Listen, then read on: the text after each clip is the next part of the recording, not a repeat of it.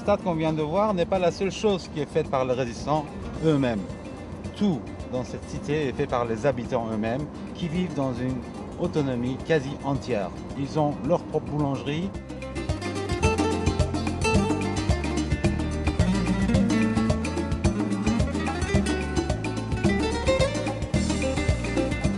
Ils ont leur propre terrain agricole.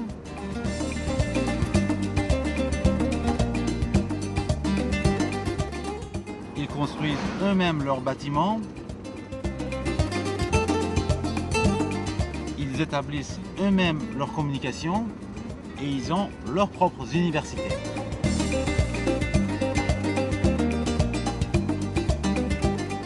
Bref, tout est fait par les résistants eux-mêmes.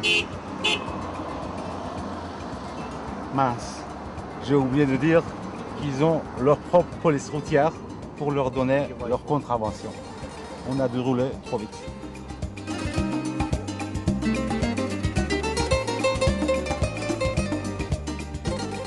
Nasser et Farid sont des agents de la police routière d'Ashraf, bien perspicaces il faut le dire. Selon ces agents de la police, le délit de vitesse constitue l'infraction la plus courante dans la cité. L'agenda chargé des résistants de cette cité à l'origine de ces infractions, estime Farid. Pour ce coup-ci, ils vont pas nous flanquer de contraventions, juste un petit avertissement suivi d'un au revoir bien gentil. Le bref entretien que nous avons eu a en tout cas été bien agréable.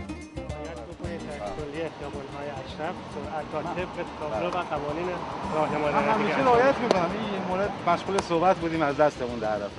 نه درسته که این یک مورد بوده ولی خب یک بارم اتفاق میفته یعنی از این زاویه شما باید حتما چیکار کنید رعایت خیلی ممنون ممنون.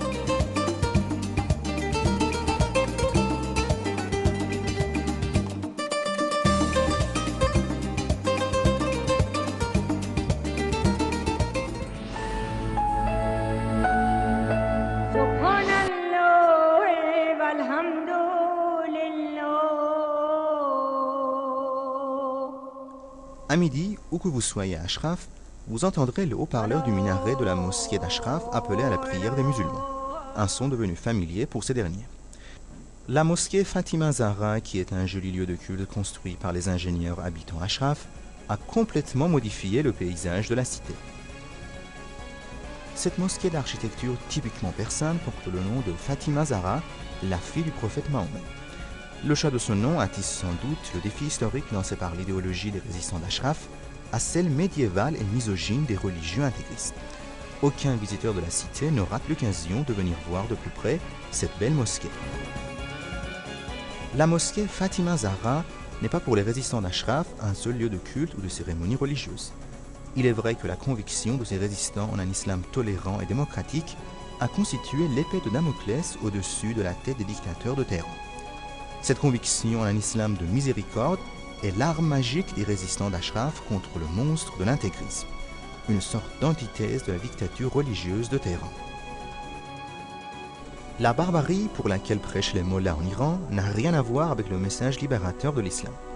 Les fidèles de l'islam authentique constituent d'ailleurs les victimes privilégiées des intégristes au pouvoir en Iran. Il y a quelques semaines à peine a eu lieu dans cette même mosquée à Ashraf une cérémonie funèbre à la mémoire du grand religieux chiite irakien, l'ayatollah Qassemi, assassiné pour le seul délit de s'être opposé au terrorisme et à l'intégrisme exporté depuis Téhéran. Cet étendard rouge symbolise l'engagement des résistants d'Ashraf à combattre l'intégrisme qui constitue la menace majeure du XXIe siècle. Une nouvelle renaissance est en route. C'est ce que promettent tous les résistants d'Ashraf par leur persévérance dans ce combat.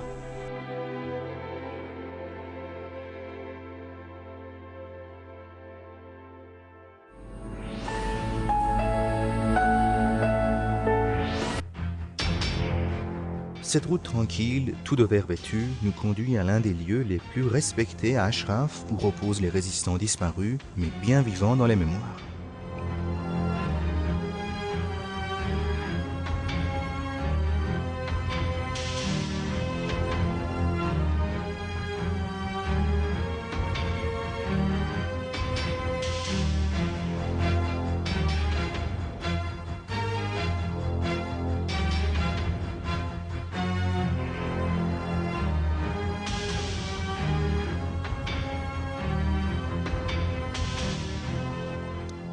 Sur le cimetière de la Perle, il y a beaucoup de choses à dire. Des convictions de chacun des résistants qui reposent ici, de l'esprit de vie qui comble ce cimetière, et que dire de la dignité des hommes et des femmes qui se sont entièrement dévoués en exil à la liberté de leur peuple. Mais plutôt que tous ces mots, je préfère vous laisser vous balader vous-même entre ces perles. Vous allez le voir, ils vont vous parler d'eux-mêmes.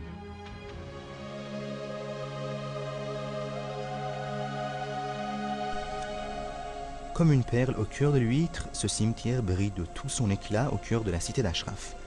Les résistants qui reposent dans cette terre sont d'une diversité déconcertante. De ce vieux père de 100 ans, le père Emami, jusqu'à la mère de Madame Mariam Rajavi,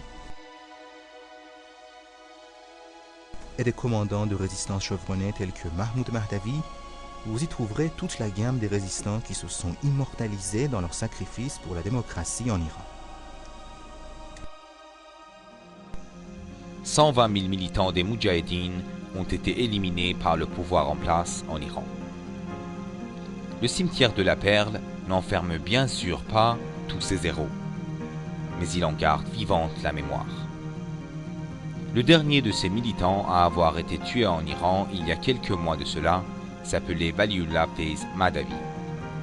Ce prisonnier politique a été liquidé de manière irrégulière dans la prison de Gohardasht, à une quarantaine de kilomètres à l'ouest de Téhéran. Bien que très loin d'Ashraf par la distance, le cœur de Valiullah battait avec cette cité de résistants, et c'est ce qui lui a donné la conviction de résister des années durant aux sévices et aux tortures en prison.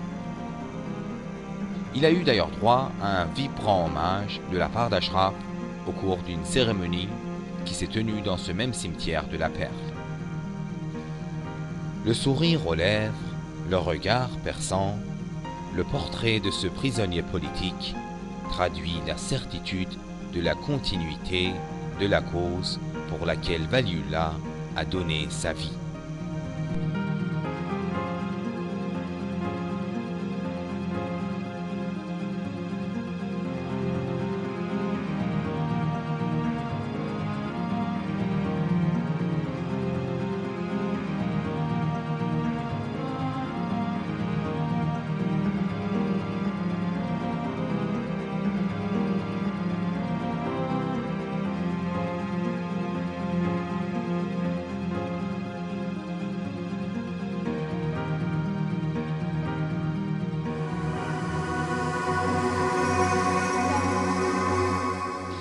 Ce mémorial qui orne le cimetière de la Perle rend un grand hommage à tous les hommes et toutes les femmes qui sont tombés sur le champ d'honneur dans l'offensive des résistants en 1988 qui avait été intitulée « La lumière éternelle ».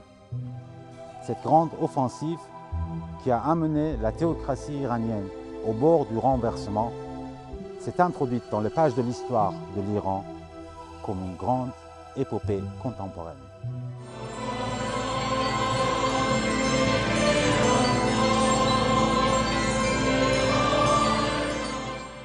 Les lieux où ces résistants ont été inhumés restent pour la plupart inconnus. Mais on sait cependant qu'ils ont une place spéciale dans le cœur de tout Iranien.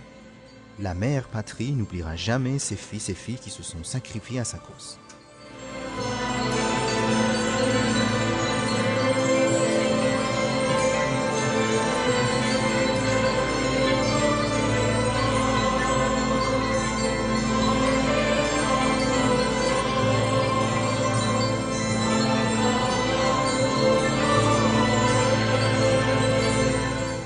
Après avoir visité ce cimetière, un ami de la Résistance m'a un jour dit que contrairement à tous les cimetières du monde, le cimetière de la Perle est caressé par un esprit de vie bouleversant. On a l'impression que tous ceux qui se reposent dans ce cimetière sont toujours en vie.